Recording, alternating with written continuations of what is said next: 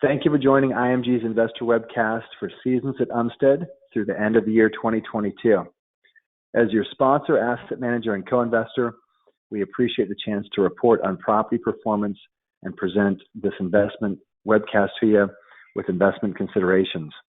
My name is Dave Mickelson, Director of Investor Relations, and I'm joined by Michelle Rivnak, our Managing Director of Asset Management.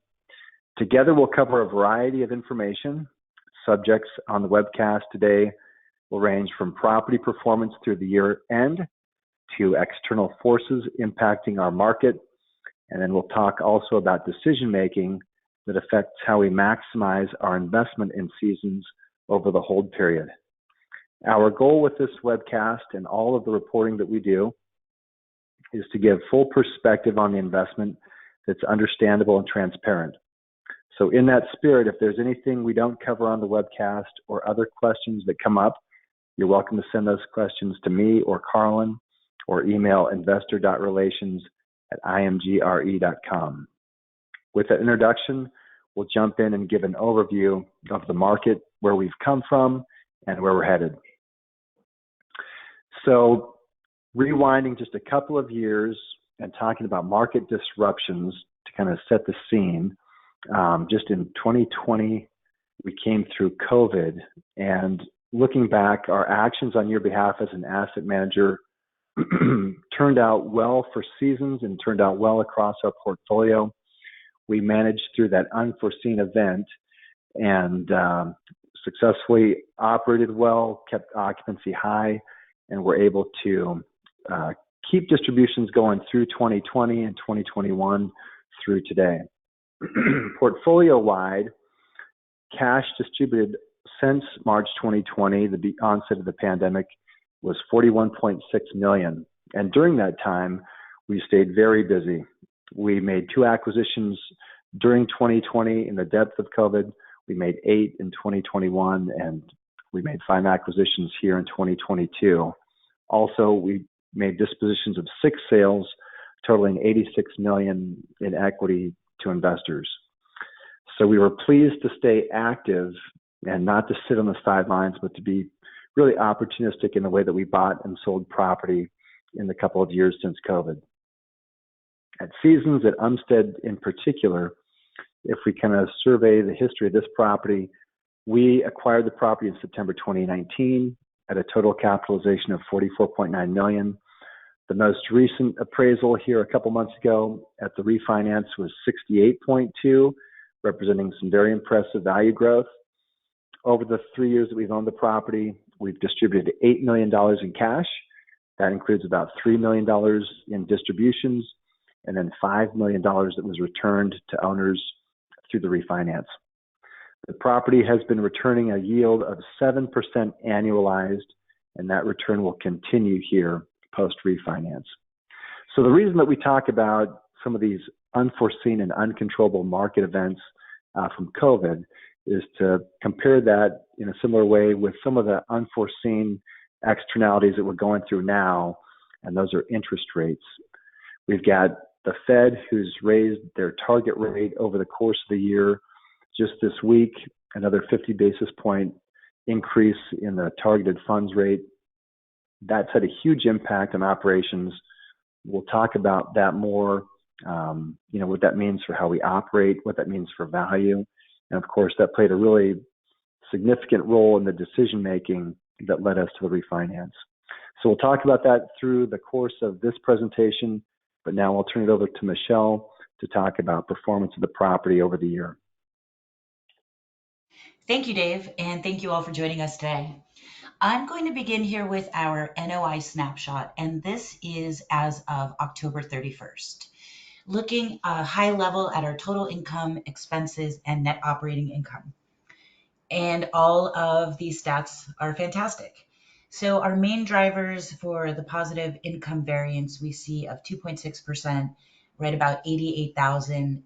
We've had fantastic occupancy, higher than budget, and less write-offs. So as we mentioned, going through COVID, across the portfolio, we were seeing increased accounts receivable and then the inevitable write-offs that come with the evictions. And that's been lower here at Seasons. We've got a great demographic.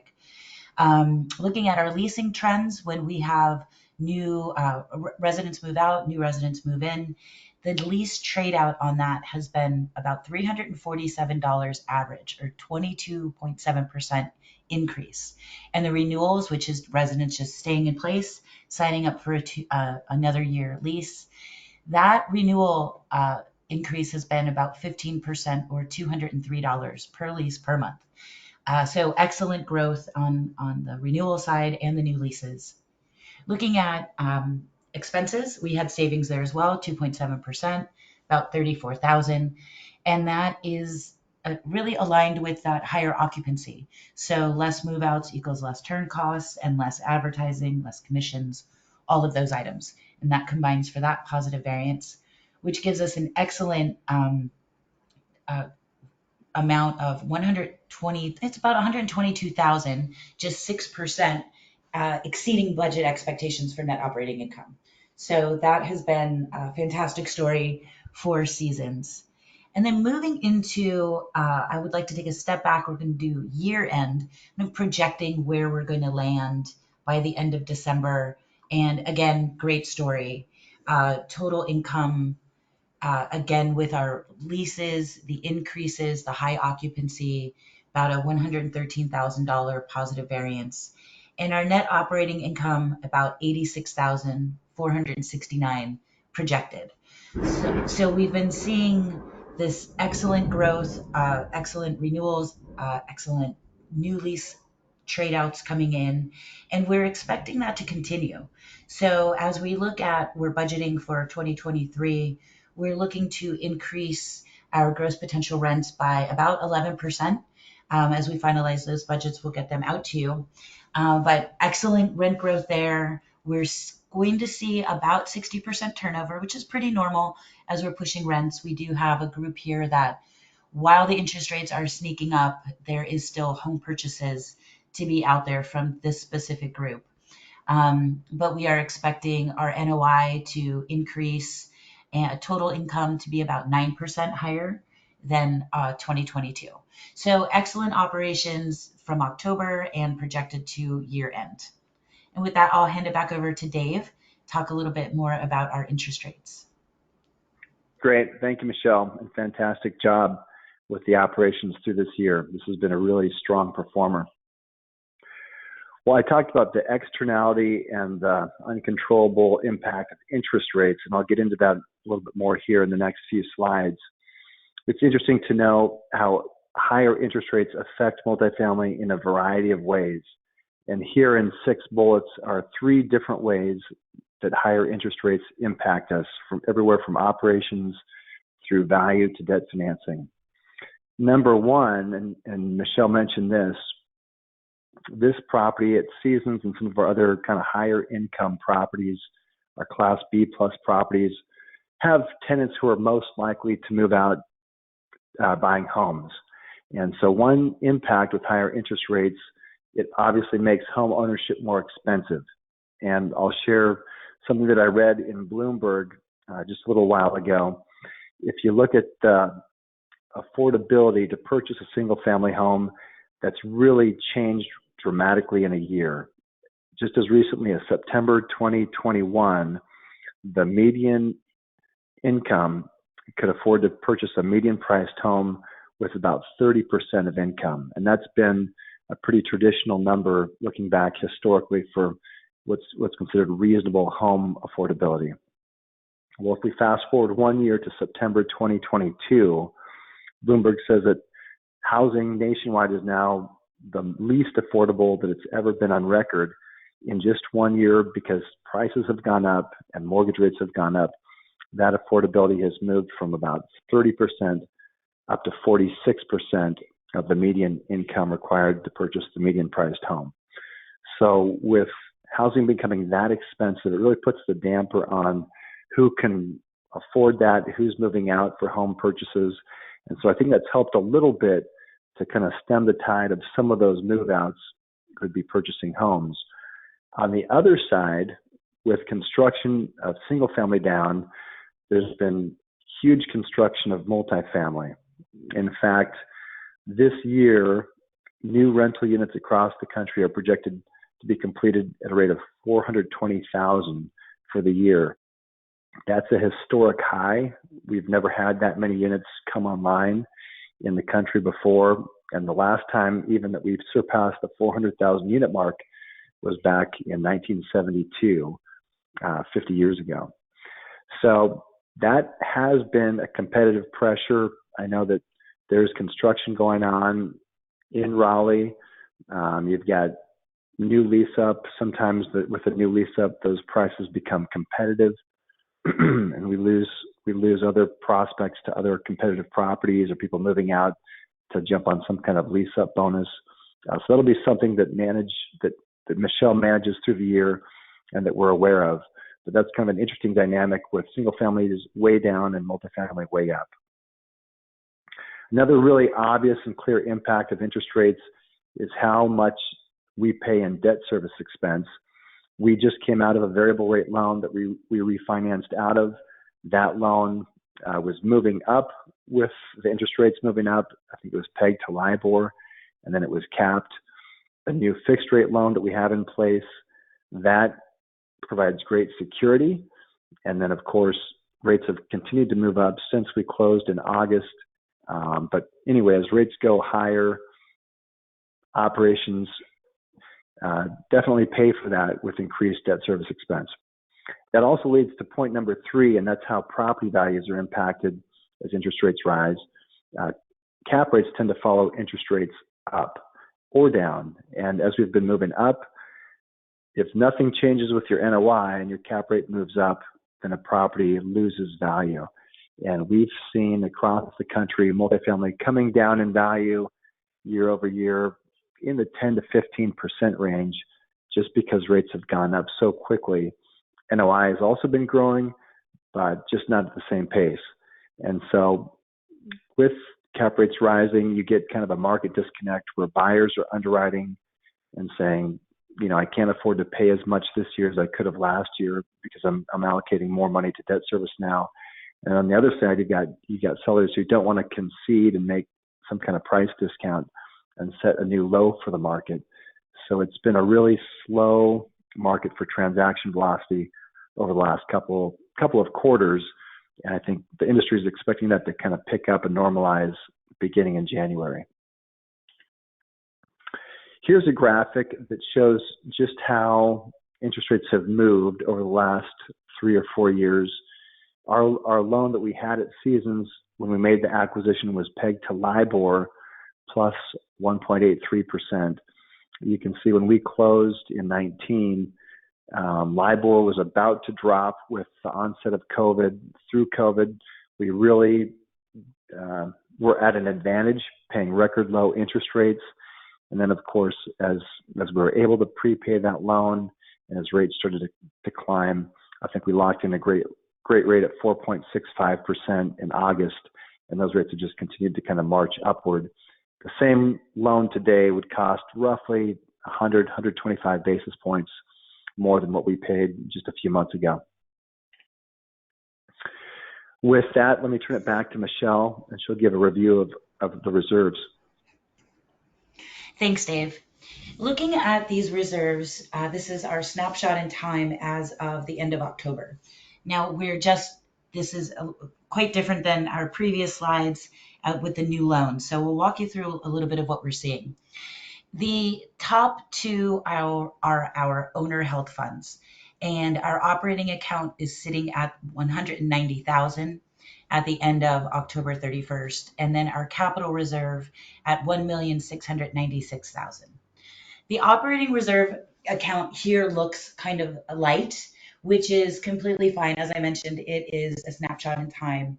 When this, at the end of the month, there was a transfer going from the capital reserve over to the operating account. So you'll always see these two accounts changing. The capital reserve account that we have now is our reserve funds, but they're also for CapEx projects. So any upgrades that we want to do, any asset preservation projects and capitalized expenses, that's all sitting there. Look, and which gives us our total owner held reserve of $1,887,000. Moving into the second half of this, we have our lender held funds. The replacement reserve is an account where the lender impounds on a monthly basis, and then we're able to draw from that quarterly. So we only have one little payment in there. So our reserve replacement balance is $4,473. Looking at the CapEx reserve, this is a smaller amount as well than we're used to seeing. This is $113,000, and this was just for some items that the lender took into consideration as we closed the loan. So we'll go ahead and take care of those. We'll draw back for that. And that account is going to generally sit at zero, where we're going to have our capital reserves on our own terms as we go through after the refi. Looking at real estate tax, insurance, and rate cap escrow, again, an impound account from the lender. That balance is $168,000. So we have a total lender held reserve of $286,000, where we now have the majority of the capital at $1,887,000, giving us a total all-in reserve of $2,173,000. And with that, I can hand it back over to Dave. Very good. Thanks for that coverage. Well, to close our presentation, we want to talk about ownership strategy and really the value that we provide as the asset manager. As from our perspective, the main considerations through the life of the investment are: how do we maximize cash flow? How do we maximize IRR? And of course, how do we put loans in place, and how do we operate the property that maximizes both of those, and we sell at an opportune time in order to exchange and just grow the wealth of our client. That was the decision making that we went through over the course of the summer. We began talking with the TIC owners, and the presentation was made and the recommendation was made for the refinance. At any given point in time, you've got the option either for status quo, maintain like you have been, refinance and hold, or sell. And so I wanted to talk about kind of the considerations that were in mind and what we talked about with owners as these three options were available to us this summer. Number one, the starting point would be to understand the value of the property, the equity that you've built, the loan that you've got in place, what terms are available if you wanted to sell. And here on this slide, I think is a helpful snapshot of where we've come from at acquisition and then where we are now based on the appraised value of the property. We bought the property for a price of $41.5 million. That equals about $170,000 per unit. And that was with a loan of just over $29 million. All in investor equity at closing was almost $16 million. Fast forward 3 years, and the appraisal in August pegged the value at just over $68 million. Price per unit of $279,000, growth of almost $100,000 per unit in 3 years, which is very, very impressive, and probably one of the best performers in terms of appreciation rate across our portfolio. That allowed for a loan sizing of $35 million. $5 million of that came back as a return of capital, roughly 1/3 of original capital, and then the balance of that to fund CapEx. So on an equity multiple, which is one of the investment metrics that we would look through the hold period, and then when we exit, equity multiple of about 2.6 today, which again is really a phenomenal and impressive achievement given a 3-year hold period to date. Considerations if we were evaluating whether it made sense to sell the property. Seasons has been a strong performer in one of the most desirable markets in the country. You've got to think, if we sold the property, what do we exchange into that gives us a step up? And that's a difficult move to make just because this has been such a great investment. So that didn't really register as making a lot of sense. The fact that we were 3 years into the hold period, we see some additional upside there. We've got more funds to do it. We felt like there's some more value add that can be performed here at the property. And then lastly, the consideration was, if we don't sell it and we refinance, how does that impact our hold period through the future? And the decision was we did want to hold this asset for another length of time.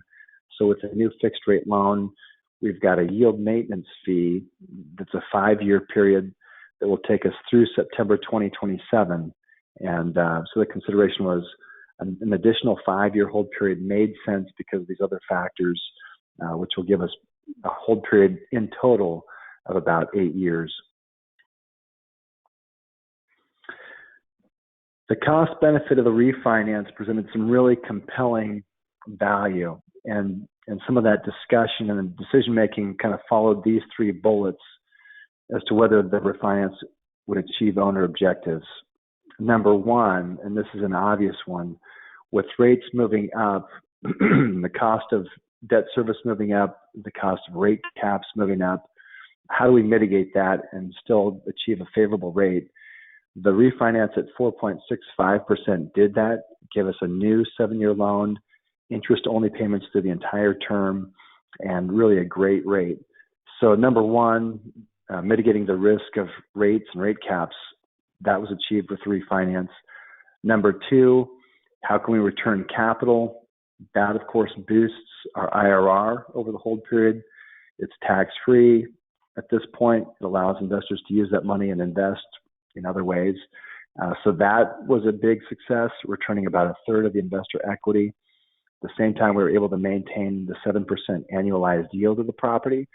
So on both of those metrics, it was a good decision. And then point 3, if we're looking longer term, okay, if we refinance, how many more years are we going to hold it? We're thinking about 5 because that lines up with the exit fee terms. Will we have enough funding to continue to operate the property well, both preventative maintenance and some of the upgrades that we have still on the horizon? And so with the money that Michelle mentioned in the reserves that we already had in place, and this additional funding of $500,000 to the refinance, we believe that was the case, and that we're well capitalized to continue through the hold period. As we look forward, these will be key to maximizing value. Number 1, using that CapEx money in a wise way, earning the highest ROI that we can on the upgrades that we do. And then number 3 here, this 3rd point on the slide, focusing on operations, making NOI our focus every year, growing the income. That'll keep driving the value as we go through time, and make us a market leader in that Raleigh submarket, so that when the time does come to market in 5 years, this will be a property that's recognized as a real solid performer that allows us to capture maximum value when we sell. So for us, we've got another 5 years to just focus, operate well, keep maintaining the property and improving the property, and keep enjoying the benefits of the stability that we've seen. So looking ahead, 2023, Carlin has kind of coined this term of year of the widget. Carlin talks about our properties being kind of means to an end, widgets or properties that generate value and grow wealth for the investors. So although we do become attached, and I know Michelle's attached to seasons, I'm kind of taking a step back. Kind of taking a step back and viewing these as widgets also gives kind of this second balanced perspective for a little bit less emotional. How do we just maximize the money that we've got here invested, and how do we make that grow in the future? So in the short term, this year, we're seeing this market dislocation. With the interest rates moving so quickly, it's been hard to peg values. Transaction velocity is down. Rent growth has been phenomenal, but it's slowing, and there's some signs of some occupancy dipping a little bit in some of our markets. So this will be a year to focus on operations. We know that we're in these investments for the long term, and so with that in mind, we stay disciplined. We stay conservative with the way that we manage cash.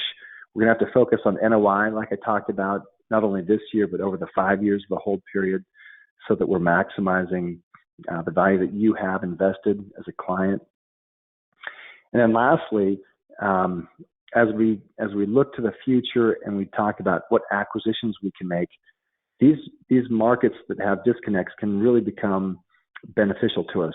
If we're willing to purchase and be wise and be patient to find good deals, that has really proven to be some of the best, kind of like the best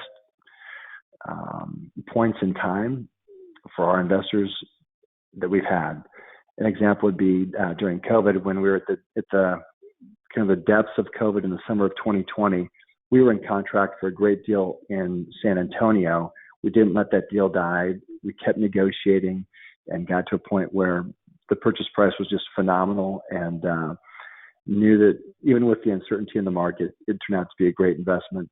And it's really proved to be the case. So we see that there could be some opportunities here going forward in the future. Michelle, I'd like to hear from you.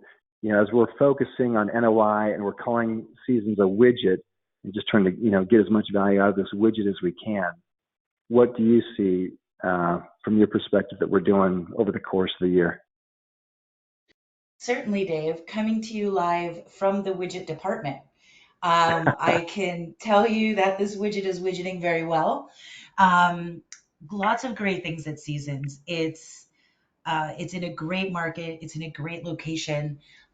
Quite a few things that you said about new construction coming out, about the rent increases that we've been getting. Are they going to slow?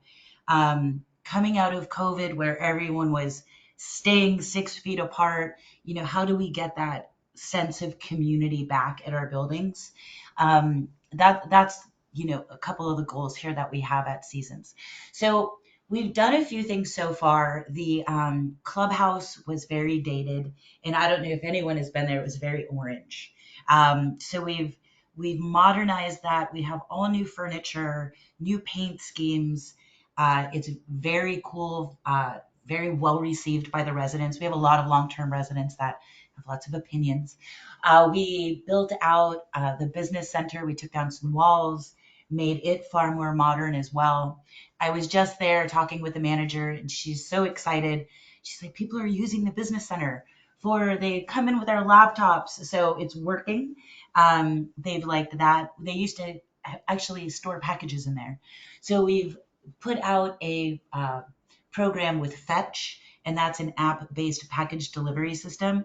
It makes us money as well, and it gets the team away from having to do package management. And then we got some space out of it as well. So a win all the way across the board. We've got upgrades coming to the gym. The whole fitness center is going to be redone. The pool furniture, landscaping. So we have a lot of exciting things going on at Seasons so that we remain competitive and we create that value so we can continue to increase our rents and capture those really high renewal rates. Great. Very good context, and good to hear about those exciting things going on. It's always been a good looking property, but I think you're right on. As the market moves and the demographics just continue to get stronger and stronger, keeping the property refreshed and appealing is a great way to go. So this one, we look forward to being our steady, reliable performer. It has been in the past, and I could see another 5 years of some really strong operations in the future. Well done, Michelle, and great job to you and your team. Well, this will conclude our webcast for the end of the year 2020 for Seasons at Umstead. We appreciate our relationship with you and these opportunities we have to share insight into the performance of the investments. We'll look forward to presenting again in April, and that'll be a report through first quarter 2023. Thanks again for joining today. Have a great day.